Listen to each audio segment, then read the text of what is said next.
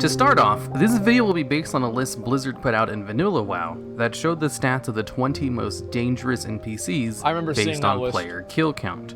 This video will be using that list exclusively for its rankings. Okay. So while there may be some mobs that the community collectively thought of as dangerous, like Murlocs or Hogger, if they don't appear on the list Blizzard put out, they won't be in this video. Okay. And at number 10, we have the Harvest Watcher. No doubt. The Harvest Watcher was the 18th most dangerous mob. No and fucking doubt. I'll explain a little bit later on why I'm kind of skipping around the list. Thank you, Screaming Blue Viking. Instead of starting off with number 10 or the number 20th on the list. Okay. Because some of them can be kind of grouped together. Now, the Harvest Watcher was dangerous for a few reasons. Because he's higher level than anything else in the whole fucking zone, they do more damage, and they aggro from a mile away. Like, what do you mean? Oh, and they're immune to bleeds, too. So you can't even fucking do anything to them. Yes, it's very obvious why these mobs, they're rend immune. You can't bleed them. Like, they do a lot of damage. They run fast as fuck, too. So yeah, I'm not surprised because people, they're like the little kids going around, oh man, I'm so good in Elwyn Forest, and then they get into, a little bit of Westfall, they fight some of the Defiants in front, I can do this, oh man, I guess I'm just naturally good at this game, and, they're level 11, and then the Harvest Golem that's level fucking 15 comes after them, and they get the Harvest Golem down to like, let's say, 80% health, and they're at 20% health, and they're like, uh-oh, I better run away. And they start running away. Well, the Harvest Golem is going to run even faster than you are. He dazes them and they're fucking dead. That's how it works. Yeah, they learn. First off, it had 2 times the normal aggro radius of other mobs. You could be running on the road, and if you were just slightly below the Harvest Watcher's level, it would start chasing you down. Now, I don't know for sure, but I think Harvest Watcher had one of the largest aggro radiuses of all low-level mobs in the game. Yeah. Whether this was due to a bug or something they're called that Watchers. Just machine-type monsters could do, it's not really known. But also, it was a machine-type mob, so it was immune to a lot of things, including most CCs and poisons and bleeds. It's really which made it particularly deadly because lots of low-level players had probably never run into a monster who was immune to some of their abilities before. Which goes into probably the third reason why it was one of the most dangerous mobs. Because it did a lot of damage. That's because it was in one of the zones that you go to directly after the starting zone in Westfall. Westfall is the first zone human alliance players would go to, which means they were all pretty low level, rounds levels 10 to 15. And back in Vanilla WoW, Alliance was the most popular faction by far. And because it's better. That's why it's most popular. It's because it's better. Humans were the most popular race to play. It wasn't until the Burning Crusade introduced Blood Elves. Somebody, let me pause here and read something, okay? Could you please advocate for the language-specific EU realms?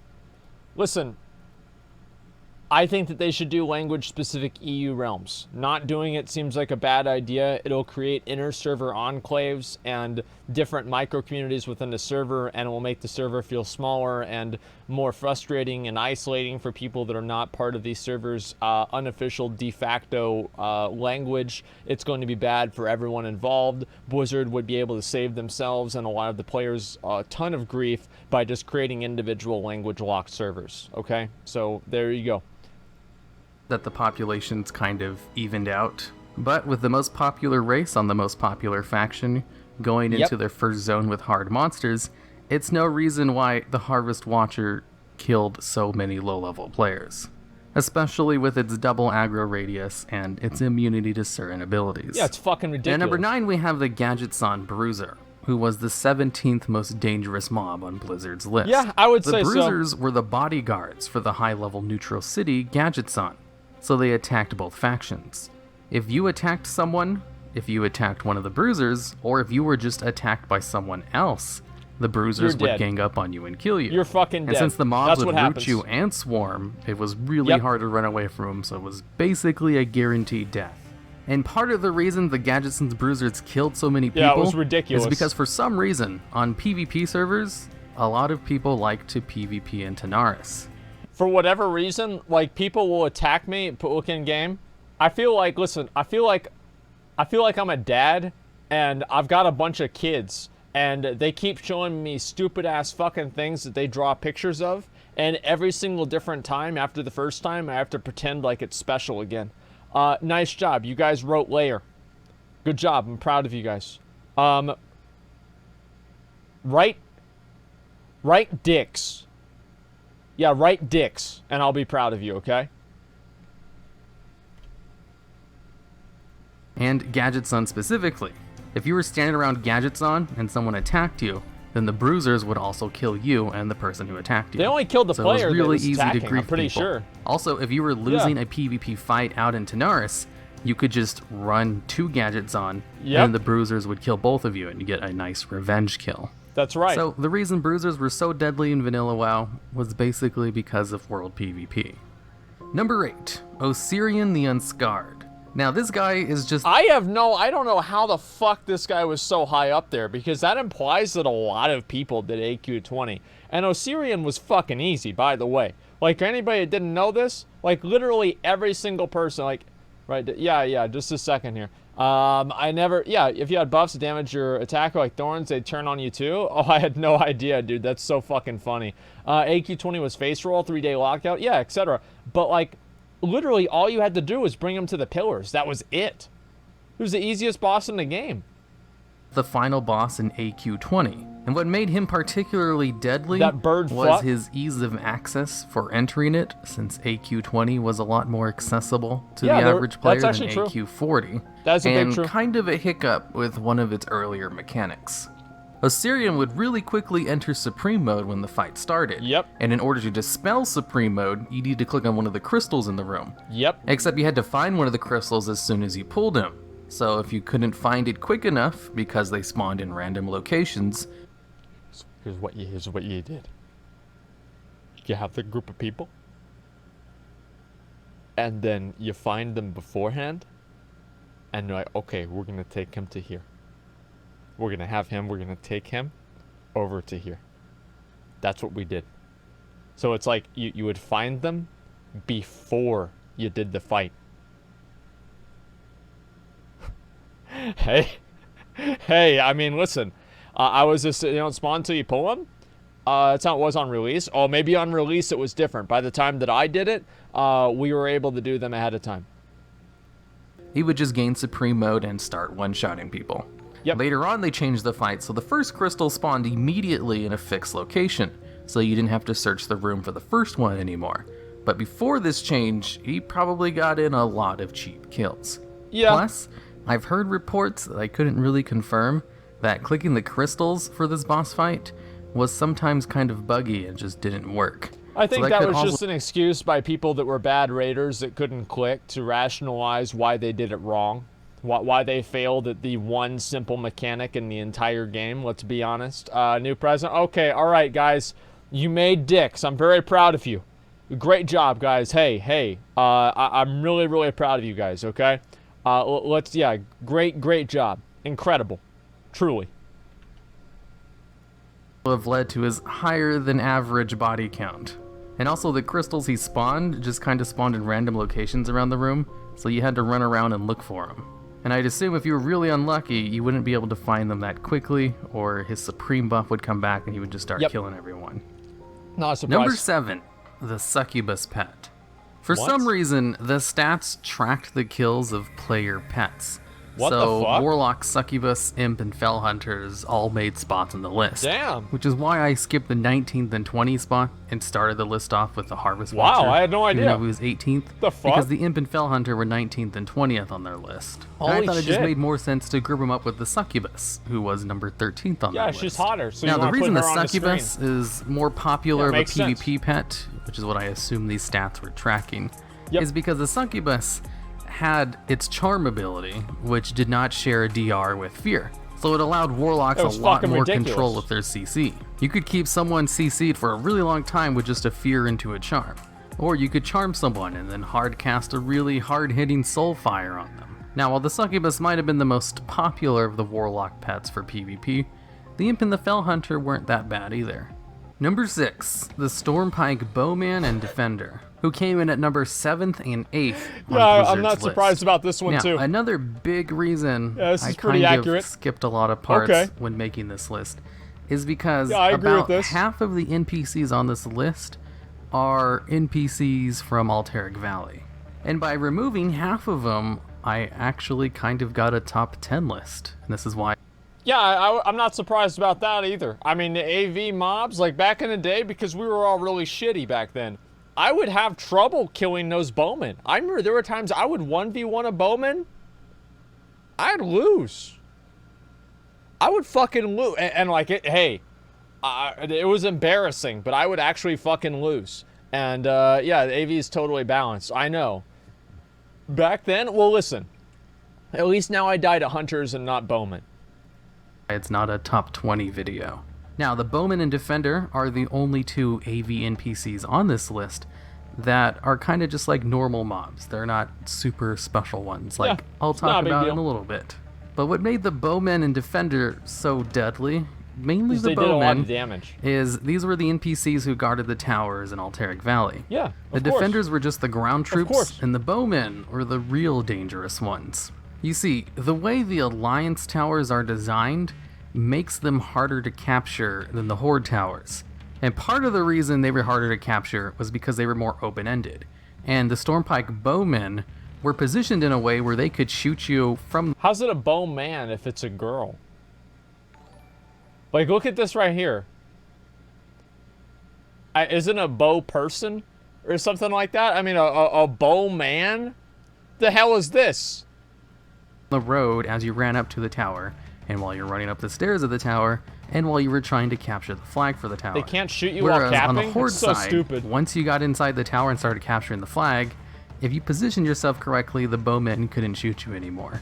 So the Alliance ones were just a lot more dangerous than the Horde ones. It's because Alliance and that's just part of the faction. Alliance geographical advantage in Alteric Valley.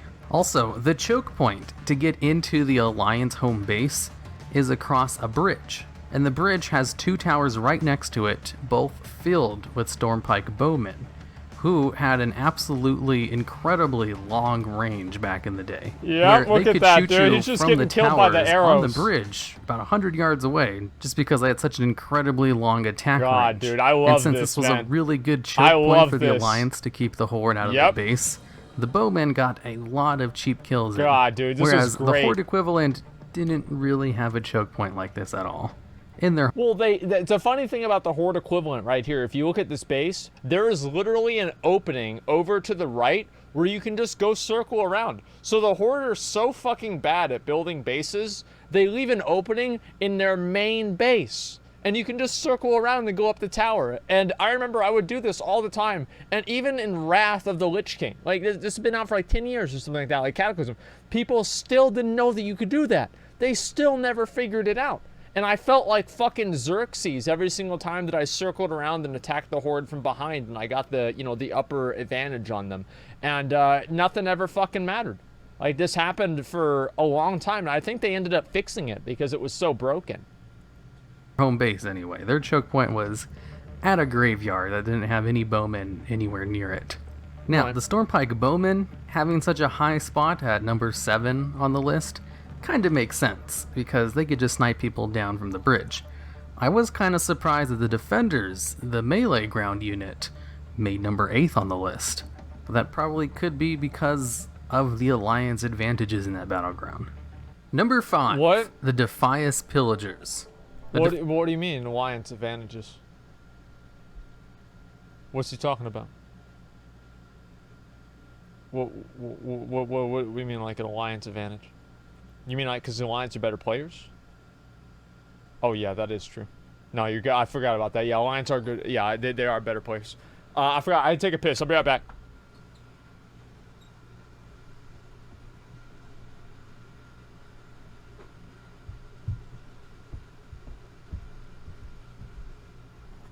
Okay. I'm back. Sorry about that. Okay, just give me 1 second. We're good. All right. Man. Well, let me, guys. I'm gonna have to turn off the chat things. I wanted to make sure everybody had fun, but unfortunately, yeah. Thanks a lot for trying to cover the words, right? I'm gonna just have to turn off the chat things because people are saying things that they're not supposed to. Do apologize, guys. It's unfortunate, but you know, a few people have to ruin it for everyone. All right, let's go back over here.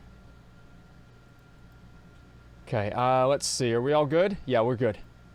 And say Defias anything? Pillagers were 5th on take the Blizzard's risk. list. And the Defias Trappers were number 9. No risks. Which I'll just group up here since they're both Defias mobs. Although, the Defias Pillagers were way more deadly than the Trappers. The Trappers were also in Westfall and just kind of lower level mobs that were really packed close together.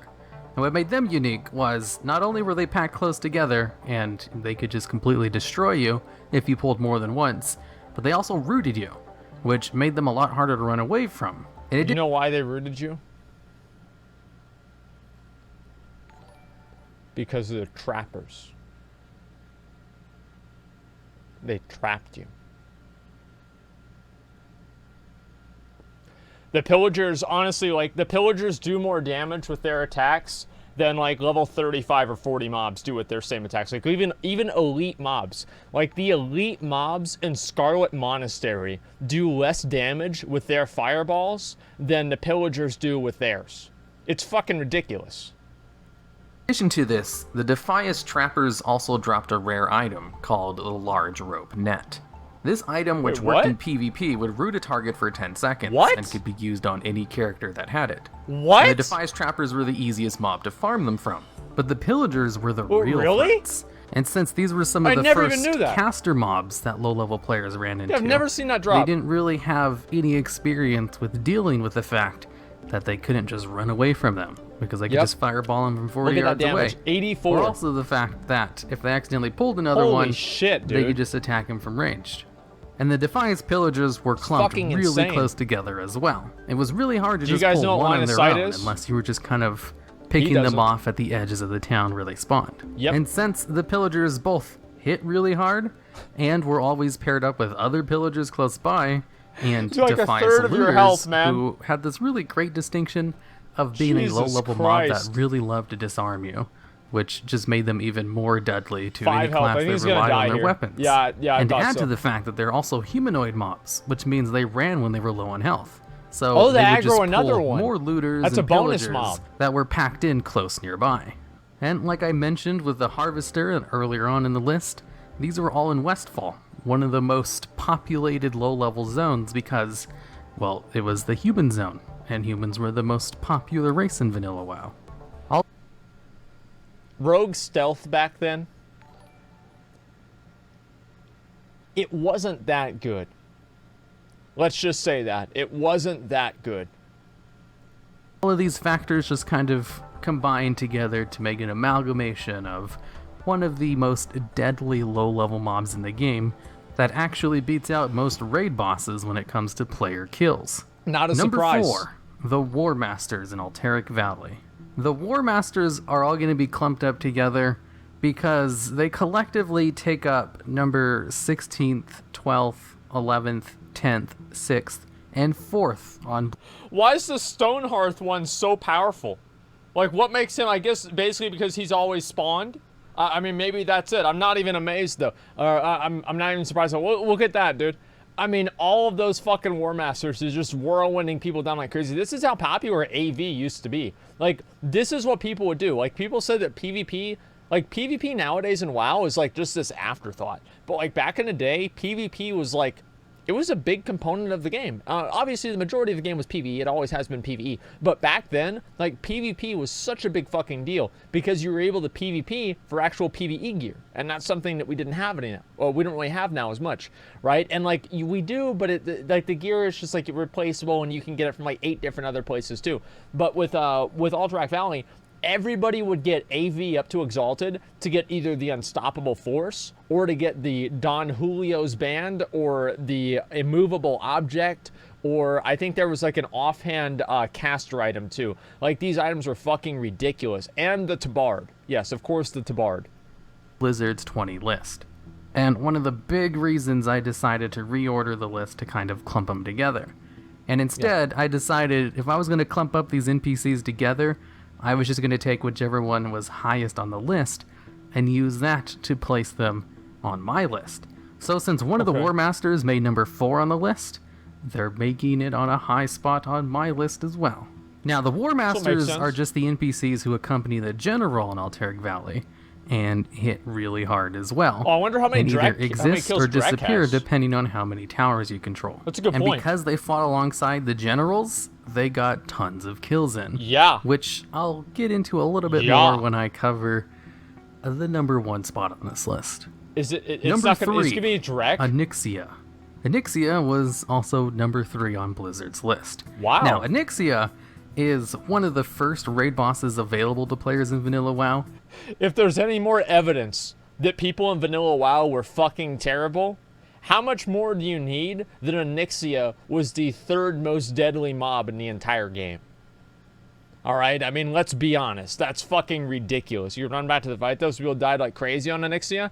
That's true too. We talked about that the other day. Yeah, the people in Vanilla were fucking garbage. And also, one of the first that is just like the only boss. Yeah, because the heroes raid. won't heal me. In fact, I'm pretty sure Onyxia is the first single boss raid in the game. And because Onyxia was the first single boss raid, the first dragon boss, it was done by pretty much every player who ever raided in Vanilla WoW. That's like, I think about that. Like nowadays, like everybody knows you fight a dragon from the side, right? Not in front for the breath, not behind for the tail whip.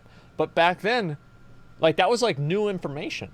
Like people didn't know that, so they would just be like, "I'm gonna fight this dumbass bitch right head to head," and then they get the breath done, they die. Like, "Oh shit, man. Okay, well I'll go from behind then. That way she won't see me." You go from behind, boom, knocked into the whelps. It's a wipe. It's actually crazy now that I think about like all the things that we just kind of no, that was you? No, I'm serious. Like whenever I said this, I was not lying. Like I literally would only attack bosses from the front. Like I face my enemies head on. I don't give a fuck about parry. I didn't know that you could parry from in front, not behind. Like I literally had no idea. Like I would just fight that boss right from the front, dude. Yeah, alpha as fuck. I was a fucking idiot. But yeah, it's kind of crazy to think about like all the things that we kind of just take for granted now, and we just kind of assume, oh yeah, of course this is the case. Back then, like we didn't know that shit at all. Because of this, and the fact that Onyxia was kind of a hard boss fight, it raked up probably the most amount of kills out of any of the raid bosses in Vanilla. Maybe, I mean, until we get to number 2 spot on this list. Number 2, Valistraz the Corrupt, who was also number 2 on Blizzard's list. Valistraz is the second boss in the Blackwing lair, and is the reason Blizzard made early bosses in raids a little bit easier than all the other bosses in the raid, because I don't like that. I don't like that. I like it whenever you get into the raid and it's like the 3rd boss, that's the cock block. That's the real cock block. And if you can't get through them, then you can't get to the other bosses. But if you can make it past that boss, you knew that you had a license to just get gear. And are you saying that we evolved? I am saying that we evolved. The players are a lot better than they used to be. Of fucking course yet.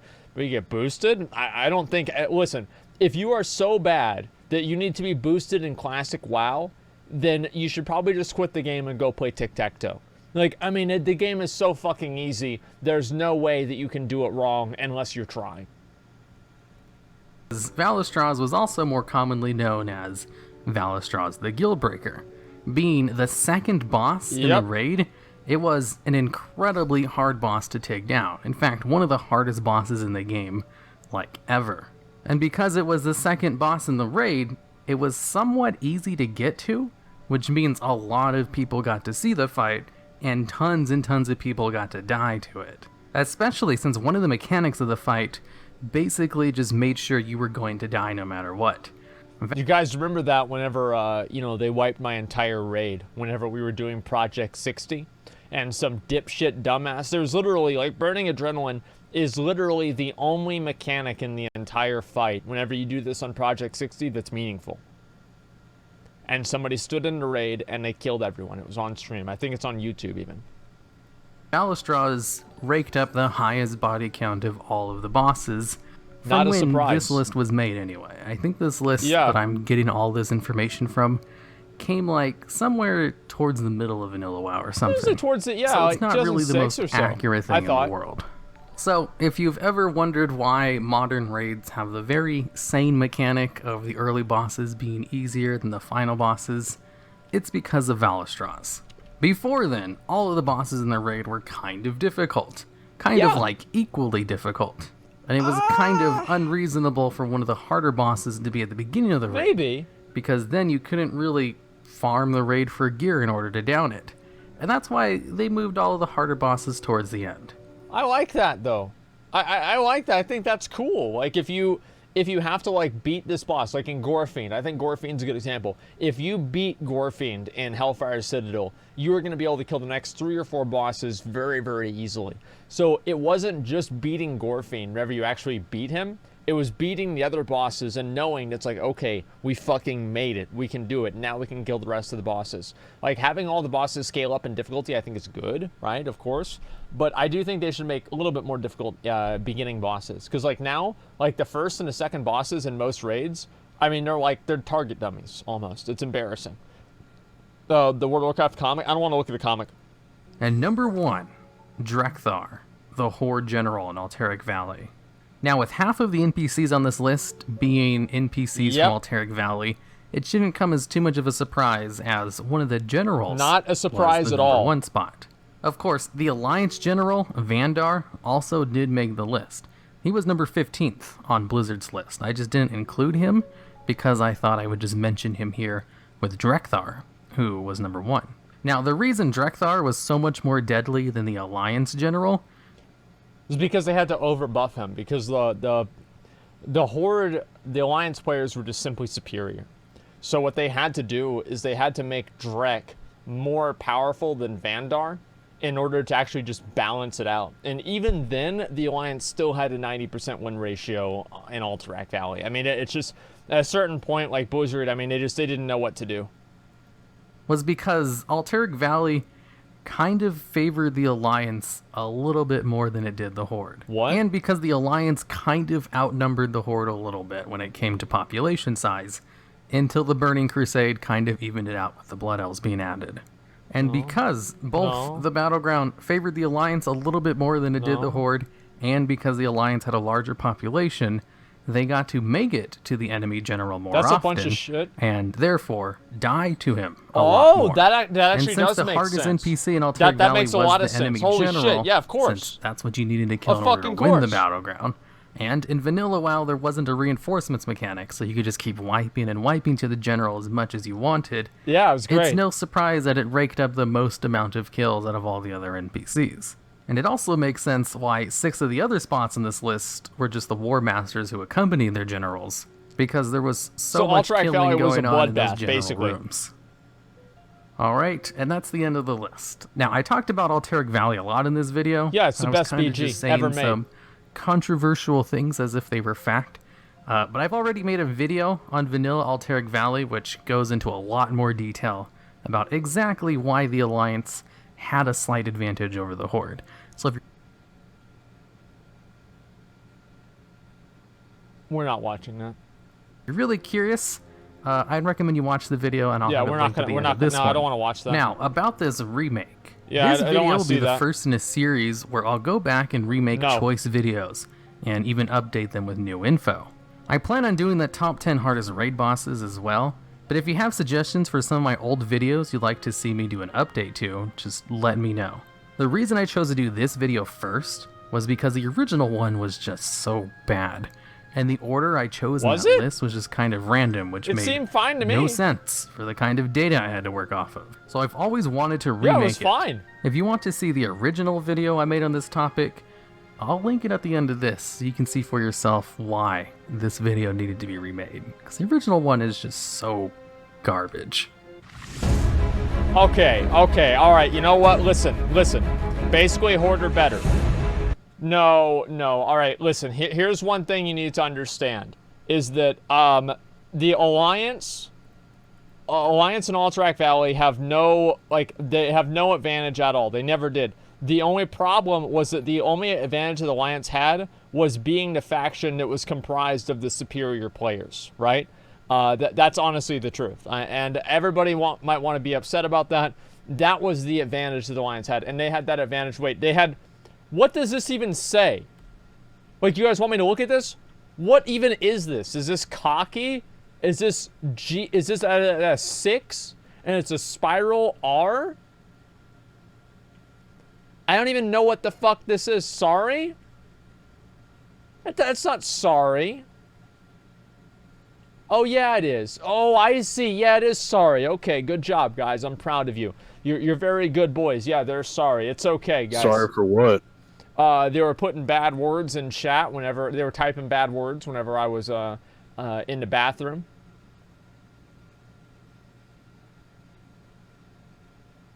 Yeah.